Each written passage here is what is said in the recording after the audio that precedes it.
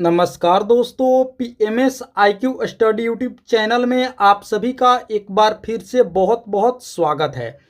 दोस्तों, ये क्लास बेहद ही खास होने वाली है। इस क्लास में हम लोग देखेंगे टीसू यानी कि ऊतक से संबंधित अति महत्वपूर्ण प्रश्न, जो सभी प्रतियोगी परीक्षा के लिए बहुत ही महत्वपूर्ण टॉपिक है। तो आप सभी से एक रिक्वेस्ट करूंगा कि इस क्लास को, वीडियो को आप लोग अंत तक जरूर देखिए, एक एक प्रश्न को अच्छे से समझिए और याद कीजिए। दोस्तों, टिश्यू यानी कि ऊतक से संबंधित जितने भी महत्वपूर्ण फैक्ट्स प्रश्न बनते हैं, हमने इस वीडियो में, इस क्लास में उस सभी प्रश्नों को दोस्तों शामिल किए हैं। तो चलिए आज की क्लास हम लोग शुरू करते हैं और देखते हैं ऊतक से संबंधित अति महत्वपूर्ण प्रश्न, जिसमें पादप व जंतु ऊतक, ये दोनों दोस्तों ऊतक से संबंधित प्रश्न शामिल होंगे। चलिए क्लास को शुरू करते हैं। पहला प्रश्न है, मानव शरीर में सबसे अधिक पाया जाने वाला ऊतक है। दोस्तों, बतानी है कि हमारे शरीर में सबसे अधिक कौन सा ऊतक पाया जाता है, किस प्रकार के ऊतक सबसे अधिक पाए जाते हैं। तो देखिए, हमारे शरीर में संयोजी ऊतक सबसे ज्यादा पाए जाते हैं, यानी कि कनेक्टिव टिश्यू सबसे ज्यादा। कौन से ऊतक पाए जाते हैं? संयोजी ऊतक सबसे ज्यादा पाए जाते हैं, सबसे अधिक पाए जाते हैं। तो ऑप्शन ए इस प्रश्न का बिल्कुल करेक्ट आंसर हो जाएगा। चलिए आगे बढ़ते हैं। अब दोस्तों बात करते हैं कि ऊतक क्या है। देखिए ऊतक क्या है, तो देखिए ऊतक जो है ये कोशिकाओं का एक समूह है। क्या है? कोशिकाओं का समूह। कोशिकाओं के समूह को ऊतक कहा जा सकता है। आप लोग इसे अच्छे से याद रखेंगे, यानी कि ग्रुप ऑफ सेल्स। तो ऑप्शन बी इस प्रश्न का बिल्कुल करेक्ट आंसर हो जाएगा। ऊतक क्या है? कोशिकाओं का समूह है। आइए आगे बढ़ते हैं। अगला प्रश्न है, पौधों में जल का संवहन किस ऊतक के माध्यम से होता है। दोस्तों, बतानी है कि पौधों में जल का संवहन किस ऊतक के माध्यम से होता है। तो आप लोग याद रखेंगे जाइलम, यानी कि ऑप्शन ए इस प्रश्न का बिल्कुल करेक्ट आंसर होगा। जाइलम दोस्तों एक पादप ऊतक है। क्या है? पादप ऊतक, यानी कि पौधों में पाया जाने वाला ऊतक है। इसी ऊतक के माध्यम से जल का संवहन होता है। आप लोग अच्छे से याद रखेंगे, बहुत ही महत्वपूर्ण है।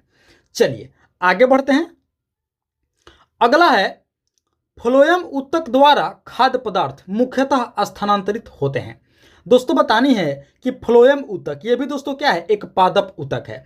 बतानी है कि फ्लोएम ऊतक द्वारा खाद्य पदार्थ मुख्यतः स्थानांतरित होते हैं। तो आप लोग याद रखेंगे सुक्रोज के रूप में। किसके रूप में? सुक्रोज के रूप में, यानी कि ऑप्शन सी इस प्रश्न का बिल्कुल करेक्ट आंसर हो जाएगा। फ्लोएम ऊतक द्वारा खाद्य पदार्थ मुख्यतः स्थानांतरित होते हैं सुक्रोज के रूप में। आइए अब आगे बढ़ते हैं। अगला है, अधिकांश स्वपोषी पादप ऊर्जा को किस रूप में संचय करते हैं। देखिए अब बतानी है कि जो अधिकांश स्वपोषी पादप हैं, पौधे हैं, वो ऊर्जा को किस रूप में संचय करते हैं। तो स्टार्च के रूप में संचय करते हैं। आप लोग अच्छे से याद रखेंगे, जितने भी दोस्तों स्वपोषी पौधे होते हैं वो ऊर्जा को स्टार्च के रूप में संचय करते हैं। ऑप्शन डी इस प्रश्न का बिल्कुल करेक्ट आंसर होगा। आइए अब आगे बढ़ते हैं। अगला है, पौधों की लंबाई में वृद्धि के लिए क्या आवश्यक नहीं है। अब दोस्तों बताने कि इनमें से कौन सा तत्व पौधों की लंबाई में वृद्धि के लिए आवश्यक नहीं है। तो आप लोग याद रखेंगे सोडियम, यानी कि ऑप्शन ए इस प्रश्न का बिल्कुल करेक्ट आंसर हो जाएगा। पौधों की लंबाई के लिए दोस्तों जो सोडियम है ये आवश्यक नहीं है पौधों की लंबाई में वृद्धि के लिए। बाकी कैल्शियम बिल्कुल ये महत्वपूर्ण है, नाइट्रोजन महत्वपूर्ण है और फास्फोरस महत्वपूर्ण है, लेकिन सोडियम जो है ये वृद्धि के लिए, पौधों की लंबाई में वृद्धि के लिए आवश्यक नहीं है। चलिए आगे बढ़ते हैं। अगला है, अशुद्धि से पूर्ण रूप से मुक्त परम शुद्ध जल को क्या कहा जाता है। देखिए दोस्तों, बतानी है कि अशुद्धि से जो पूर्ण रूप से मुक्त होता है, यानी कि दोस्तों वैसे जल जिसमें किसी भी प्रकार की अशुद्धियां नहीं पाई जाती और वो परम शुद्ध जल होते हैं, उसे क्या कहा जाता है। तो दोस्तों उसे आशुद्ध जल कहा जाता है। क्या कहा जाता है? आशुद्ध जल, यानी कि ऑप्शन डी इस प्रश्न का बिल्कुल करेक्ट आंसर हो जाएगा। अशुद्ध जल, डिस्टिल्ड वाटर। ऑप्शन डी इस प्रश्न का बिल्कुल करेक्ट आंसर होगा। ये जो दोस्तों जल होता है ये अशुद्धि से पूर्ण रूप से मुक्त होता है, यानी कि इस जल में किसी भी प्रकार की अशुद्धियां नहीं पाई जाती और ये परम शुद्ध जल होता है। चलिए आगे बढ़ते हैं। अगला है, जल संवर्धन विधियों से पादप उगाने की प्रणाली को क्या कहा जाता है?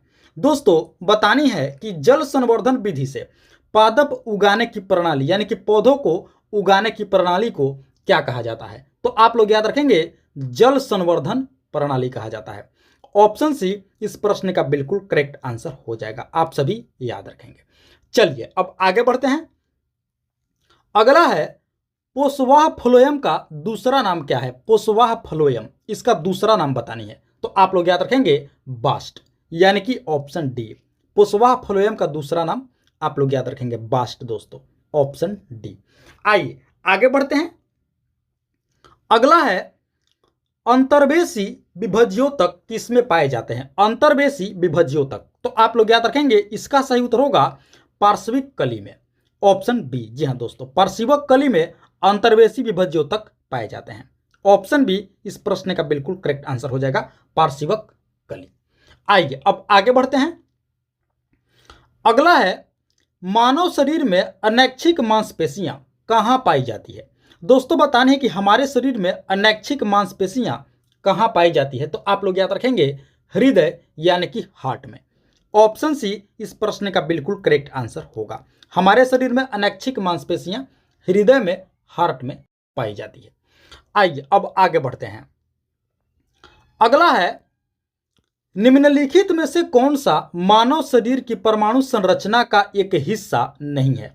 दोस्तों बतानी है कि इनमें से कौन सा हमारे शरीर की परमाणु संरचना का एक पार्ट नहीं है, हिस्सा नहीं है। तो आप लोग याद रखेंगे लेड अर्थात सीसा। ऑप्शन डी इसका करेक्ट आंसर होगा, राइट आंसर होगा, आप लोग याद रखेंगे। जो दोस्तों लेड है, सीसा है, ये हमारे शरीर की परमाणु संरचना का हिस्सा नहीं है। क्यों? क्योंकि हमारे शरीर के लिए बहुत ही हानिकारक होता है, तो ये हमारे शरीर की परमाणु संरचना का एक पार्ट नहीं हो सकता है। चलिए आगे बढ़ते हैं। दोस्तों आगे बढ़ने से पहले आप सभी से एक रिक्वेस्ट करूंगा कि अभी तक आप लोगों ने इस वीडियो को एक लाइक नहीं किए हैं, तो दोस्तों आप लोग इस वीडियो को एक लाइक जरूर कर देंगे दोस्तों। साथ ही साथ PMS IQ study YouTube channel पर आप लोग पहली बार विजिट किए हैं, तो दोस्तों इस चैनल को भी आप लोग जरूर से जरूर सब्सक्राइब कर लेंगे। इसी तरह की महत्वपूर्ण प्रश्नावली वीडियो प्रतिदिन देखने के लिए, अपनी तैयारी को बेहतर करने के लिए चैनल को सब्सक्राइब कर लेंगे और वीडियो को दोस्तों एक लाइक जरूर कर देंगे, क्योंकि बहुत ही मेहनत लगती है एक एक प्रश्न को ढूंढने में और एक एक प्रश्न को आप सभी के लिए तैयार करने में। तो वीडियो को आप लोग एक लाइक अवश्य करेंगे और क्लास को आप लोग अंत तक जरूर देखेंगे, पूरा जरूर देखेंगे, क्योंकि दोस्तों आगे और भी मोस्ट इंपॉर्टेंट फैक्ट्स व क्वेश्चन होने वाले हैं उत्तक से संबंधित। चलिए आगे बढ़ते हैं। अगला है अस्थायी उत्तकों के निर्माण के लिए अस्थायी संरचना, आकार और क्रिया अपनाने की प्रक्रिया को क्या कहा जाता है? दोस्तों एक बार प्रश्न को फिर से पढ़ते हैं।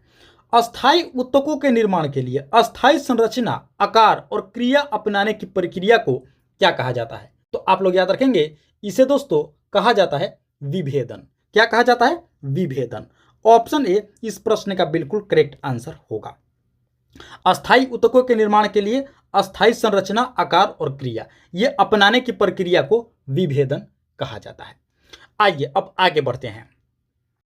अगला है निम्नलिखित में से किन उत्तकों में कोशिकाएं जीवित होती हैं, लंबी और कोनों पर अनियमित रूप से स्थूल होती हैं? दोस्तों तो आप लोग याद रखेंगे इसका सही उत्तर होगा कोलेनकाइमा। ऑप्शन डी इस प्रश्न का बिल्कुल करेक्ट आंसर हो जाएगा, आप लोग याद रखेंगे कोलेनकाइमा ऊतक, ऑप्शन डी।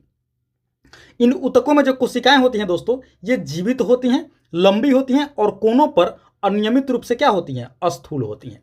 तो ऑप्शन डी कोलेनकाइमा आप लोग याद रखेंगे। आइए अब आगे बढ़ते हैं। अगला है ऊतकों का अध्ययन क्या कहलाता है? बहुत ही महत्वपूर्ण है ऊतकों का अध्ययन, तो आप लोग याद रखेंगे हिस्टोलॉजी, यानी कि ऑप्शन ए हिस्टोलॉजी में ऊतकों का अध्ययन होता है। ऑप्शन ए इस प्रश्न का बिल्कुल करेक्ट आंसर हो जाएगा। आइए अब आगे बढ़ते हैं। अगला है कौन सा अस्थायी ऊतक एक पौधों को कठोर और मजबूत बनाता है? दोस्तों इस फैक्ट्स को, इस पॉइंट को आप लोग स्टार मार्क कर लेंगे। बतानी है कि कौन सा अस्थायी ऊतक है जो पौधों को क्या करता है? हार्ड और स्ट्रांग बनाता है, कठोर और मजबूत बनाता है। तो दोस्तों आप लोग याद रखेंगे स्क्लेरेनकाइमा, यानी कि ऑप्शन बी इस प्रश्न का बिल्कुल करेक्ट आंसर होगा। स्क्लेरेनकाइमा, जो कि एक अस्थायी ऊतक है, पौधों में पाया जाने वाला ऊतक है। ये पौधों को कठोर और मजबूत बनाता है। आप लोग अच्छे से याद रखेंगे, साथ ही इस प्रश्न को आप लोग स्टार मार्क भी कर लेंगे। चलिए आगे बढ़ते हैं। अगला है, किस प्रकार के पादप ऊतक की कोशिका मृत, लंबी, संकरी तथा दोनों सिरों पर नुकीली होती है? अब दोस्तों बतानी है कि किस प्रकार के पादप ऊतक की कोशिका मृत होती है, लंबी होती है, संकरी होती है तथा दोनों सिरों पर क्या होती है, नुकीली होती है। तो आप लोग याद रखेंगे, इसका सही उत्तर होगा स्क्लेरेनकाइमा, यानी कि ऑप्शन सी। जी हाँ दोस्तों, स्क्लेरेनकाइमा की जो कोशिका होती है यह मृत होती है, लंबी होती है, संकरी होती है तथा दोनों सिरों पर नुकीली होती है। तो ऑप्शन सी उस कोशिका, उस ऊतक का आप लोग नाम याद रखेंगे, स्क्लेरेनकाइमा। आइए अब आगे बढ़ते हैं। अगला है, कौन सा ऊतक पौधों को यांत्रिक सहारा प्रदान करता है? देखिए दोस्तों, स्क्लेरेनकाइमा जो ऊतक है इसको आप लोग विशेष करके याद रखेंगे, इसको आप लोग नोट भी कर लेंगे। यह बहुत ही महत्वपूर्ण पादप ऊतक है। अब यहाँ पे जो बात हो रही है, कौन सा ऊतक पौधों को यांत्रिक सहारा प्रदान करता है, तो वो भी दोस्तों है स्क्लेरेनकाइमा, यानी कि ऑप्शन बी इस प्रश्न का बिल्कुल करेक्ट आंसर होगा। स्क्लेरेनकाइमा यह पौधों को यांत्रिक सहारा प्रदान करता है। तो आप लोग सोच सकते हैं कि जो पादप ऊतक है ये कितना महत्वपूर्ण है। चलिए अब आगे बढ़ते हैं। अगला है, निम्न में से कौन पौधों के ऊतक कोशिका विभाजन में सक्षम है? अब दोस्तों बतानी है कि इनमें से कौन पौधों के ऊतक कोशिका विभाजन में सक्षम है। तो आप लोग याद रखेंगे विभज्योतक, यानी कि ऑप्शन ए इस प्रश्न का बिल्कुल करेक्ट आंसर होगा। जो दोस्तों विभज्योतक है ये क्या है, कोशिका विभाजन में सक्षम है। ये ऊतक आप लोग याद रखेंगे पादप ऊतक है। चलिए अब आगे बढ़ते हैं। अगला प्रश्न है, मनुष्यों में एक संयोजी ऊतक के उदाहरण को पहचाने। अब दोस्तों बताने है कि हमारे शरीर में एक संयोजी ऊतक का उदाहरण कौन सा होगा। तो आप लोग याद रखेंगे हड्डी, यानी कि बोन। ऑप्शन सी इस प्रश्न का बिल्कुल करेक्ट आंसर होगा। जो दोस्तों हमारे शरीर के बोन है, हड्डियां हैं, ये क्या है, एक संयोजी ऊतक के उदाहरण है। तो ऑप्शन सी इस प्रश्न का बिल्कुल करेक्ट आंसर हो जाएगा। चलिए आगे बढ़ते हैं। अगला प्रश्न है दोस्तों, संयोजी ऊतक कितने प्रकार के होते हैं? अब बात हो रही है कि संयोजी ऊतक कितने प्रकार के होते हैं। तो आप लोग याद रखेंगे 3 प्रकार के होते हैं। ऑप्शन सी इस प्रश्न का बिल्कुल करेक्ट आंसर होगा। संयोजी ऊतक 3 प्रकार के होते हैं। कौन कौन से, आगे हम लोग डिस्कस करेंगे। देखिए अगला है, निम्नलिखित में से कौन सा एक संयोजी ऊतक का उदाहरण नहीं है? अब दोस्तों बतानी है कि इनमें से कौन सा एक संयोजी ऊतक का उदाहरण नहीं है। तो अभी हमने पढ़ा कि संयोजी ऊतक 3 प्रकार के होते हैं। तो देखिए पहला होता है वास्तविक ऊतक, दूसरा कंकाल ऊतक, तीसरा तरल या संवहन ऊतक। अब बात कर लेते हैं कि कौन सा संयोजी ऊतक का उदाहरण नहीं है। तो पैरेनकाइमा, यानी कि ऑप्शन डी। ये दोस्तों संयोजी ऊतक का एग्जाम्पल नहीं है, उदाहरण नहीं है। पैरेनकाइमा क्या है, एक पादप ऊतक है। आप लोग इस पॉइंट को भी अच्छे से याद रखेंगे। आइए अब आगे बढ़ते हैं। अगला प्रश्न है, निम्नलिखित में से किन अस्थायी ऊतकों में कोशिकाएं मृत होती है? अब दोस्तों बतानी है कि इनमें से किस अस्थायी ऊतकों में जो कोशिकाएं होती हैं ये डेड होती हैं, मृत होती हैं। तो आप लोग याद रखेंगे इसका सही उत्तर होगा दोस्तों स्क्लेरेनकाइमा। जी हाँ दोस्तों, यानी कि ऑप्शन सी इस प्रश्न का बिल्कुल करेक्ट आंसर होगा। स्क्लेरेनकाइमा जो होती है दोस्तों ये अस्थायी ऊतक है और इसमें जितने भी सेल होते हैं ये सभी मृत होते हैं, डेड होते हैं। आप लोग अच्छे से याद रखेंगे, डेड सेल्स वाली ये ऊतक है, टिश्यू है। Option C sclerenchyma. चलिए अब आगे बढ़ते हैं। अगला प्रश्न है, निम्नलिखित में से कौन सा एक सरल अस्थायी ऊतक नहीं है? अब बतानिए दोस्तों कि इनमें से कौन सा एक सरल अस्थायी ऊतक नहीं है। तो आप लोग याद रखेंगे जाइलम, यानी कि ऑप्शन बी इस प्रश्न का बिल्कुल करेक्ट आंसर होगा। जाइलम दोस्तों क्या है, एक सरल अस्थायी ऊतक नहीं है, जटिल ऊतक है। आप लोग इस पॉइंट को भी अच्छे से याद रखेंगे। जाइलम जो है ये जटिल ऊतक है। तो ऑप्शन बी इस प्रश्न का बिल्कुल करेक्ट आंसर हो जाएगा। चलिए अब आगे बढ़ते हैं। अगला है, यहां पे दोस्तों खाली जगह है, के कारण स्क्लेरेनकाइमा कोशिकाओं की दीवार मोटी होती है। बहुत ही महत्वपूर्ण है दोस्तों, इस प्रश्न को भी आप लोग स्टार मार्क कर लेंगे। बतानी है कि किसके कारण स्क्लेरेनकाइमा कोशिकाओं की दीवार मोटी होती है। तो तो आप लोग याद रखेंगे लिग्निन, ऑप्शन ए। जी हाँ दोस्तों, ऑप्शन ए में है इस प्रश्न का बिल्कुल करेक्ट आंसर। लिग्निन के कारण स्क्लेरेनकाइमा ऊतक की जो कोशिकाएं होती हैं, कोशिका की जो दीवार होती है ये मोटी होती है लिग्निन के कारण। चलिए अब आगे बढ़ते हैं। अगला है, कौन सा ऊतक पौधों के प्रकाश संश्लेषक हिस्सों से सामग्री के परिवहन में मदद करता है। अब दोस्तों बतानी है कि वो कौन सा ऊतक है जो पौधों के प्रकाश संश्लेषक हिस्सों से सामग्री के परिवहन में मदद करता है। दोस्तों ये भी बहुत ही महत्वपूर्ण है, वो ऊतक है फ्लोएम, यानी कि ऑप्शन ए इस प्रश्न का बिल्कुल करेक्ट आंसर होगा। जो फ्लोएम ऊतक है दोस्तों, ये क्या करता है, पत्तियों द्वारा तैयार भोजन को पौधों के विभिन्न भागों तक पहुंचाता है। फ्लोएम, आप लोग इसे अच्छे से याद रखेंगे। प्रकाश संश्लेषक हिस्सों से सामग्री के परिवहन में ये क्या करता है, मदद करता है। पत्तियों द्वारा तैयार भोजन को पौधों के विभिन्न भागों तक पहुंचाता है, यानी कि ऑप्शन ए इस प्रश्न का बिल्कुल करेक्ट आंसर हो जाएगा। चलिए अब आगे बढ़ते हैं। अगला है, नारियल की छाल का निर्माण किस ऊतक द्वारा होता है। देखिए दोस्तों, नारियल का छिलका, आप लोग देखे होंगे कि जो नारियल का छिलका होता है वो बहुत ही कठोर होता है, मजबूत होता है। तो बतानी है कि नारियल के छिलके का निर्माण किस ऊतक के द्वारा होता है। तो आप लोग याद रखेंगे स्क्लेरेनकाइमा, यानी कि ऑप्शन डी इस प्रश्न का बिल्कुल करेक्ट आंसर होगा। दोस्तों स्क्लेरेनकाइमा ऊतक मौजूद होने के कारण जो नारियल का छिलका होता है वो बहुत ही मजबूत होता है, इसी ऊतक से बना होता है, स्क्लेरेनकाइमा ऊतक से। चलिए अब आगे बढ़ते हैं। अगला प्रश्न है, इनमें से किस प्रकार के ऊतक का निर्माण मृत कोशिकाओं के संयोजन से होता है। दोस्तों बहुत ये भी महत्वपूर्ण है, मृत कोशिकाओं के संयोजक से, यानी कि डेड सेल से। तो आप लोग याद रखेंगे स्क्लेरेनकाइमा, जैसा कि हम लोगों ने इसी वीडियो में पढ़ा। स्क्लेरेनकाइमा के जो ऊतक होते हैं दोस्तों, ये मृत कोशिकाओं के संयोजन से बने होते हैं, यानी कि ऑप्शन ए इसका करेक्ट आंसर होगा, राइट आंसर होगा। आप लोग याद रखेंगे स्क्लेरेनकाइमा ऊतक मृत कोशिकाओं के संयोजन से बना होता है। चलिए अब आगे बढ़ते हैं।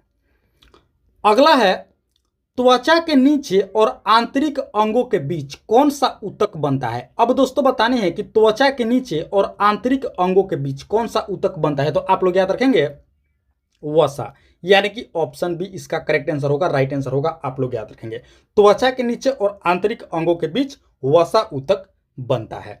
आइए अब आगे बढ़ते हैं। अगला प्रश्न है, विभिन्न प्रकार के अस्थायी ऊतकों के निर्माण के लिए, यहां पे दोस्तों खाली जगह है, ब्लैंक्स है, किस ऊतक की कोशिकाओं को अलग किया जाता है, यही बतानी है। विभिन्न प्रकार के अस्थायी ऊतकों के निर्माण के लिए तो आप लोग याद रखेंगे मेरिस्टेमेटिक, यानी कि ऑप्शन सी। जी हाँ दोस्तों, विभिन्न प्रकार के अस्थायी ऊतकों के निर्माण के लिए मेरिस्टेमेटिक ऊतक की कोशिकाओं को अलग किया जाता है। ऑप्शन सी इस प्रश्न का बिल्कुल करेक्ट आंसर होगा। चलिए अब आगे बढ़ते हैं। अगला है, निम्नलिखित में से कौन से ऊतक का अंतरकोशिकीय क्षेत्र बड़ा होता है। अब बतानी है दोस्तों कि इनमें से कौन से ऊतक का अंतरकोशिकीय क्षेत्र बड़ा होता है। तो आप लोग याद रखेंगे पैरेनकाइमा, यानी कि ऑप्शन ए इस प्रश्न का बिल्कुल करेक्ट आंसर होगा। दोस्तों पैरेनकाइमा ऊतक का जो अंतरकोशिकीय क्षेत्र होता है ये बड़ा होता है। तो ऑप्शन ए इसका करेक्ट आंसर होगा, राइट आंसर होगा। आप लोग याद रखेंगे। तो दोस्तों ये थी हमारी आज की बहुत ही महत्वपूर्ण टॉपिक क्लास वीडियो, जिसमें हम लोगों ने पढ़ा, देखा ऊतक से संबंधित अति महत्वपूर्ण फैक्ट्स व प्रश्न। आशा करते हैं इस क्लास को आप लोगों ने अच्छे से देखे होंगे, समझे होंगे, याद भी कर लिए होंगे। और दोस्तों ऊतक से संबंधित जितने भी प्रश्न बनते थे हमने इस वीडियो में उस सभी प्रश्नों को शामिल किए। तो आप लोगों से एक बार फिर से रिक्वेस्ट करूंगा कि वीडियो को आप लोग एक बार लाइक जरूर कर देंगे, अभी तक लाइक नहीं किए हैं तो लाइक जरूर कर देंगे। साथ ही साथ PMS IQ study YouTube channel पर आप लोग पहली बार विजिट किए हैं तो दोस्तों इस चैनल को भी आप लोग जरूर से जरूर सब्सक्राइब कर लेंगे। वीडियो को लाइक कर देंगे, चैनल को सब्सक्राइब कर लेंगे, इसी तरह की क्लास वीडियो प्रतिदिन देखने के लिए। तो फिलहाल इस वीडियो में इतना ही, मिलते हैं एक और मोस्ट इंपॉर्टेंट क्लास वीडियो लेकर के।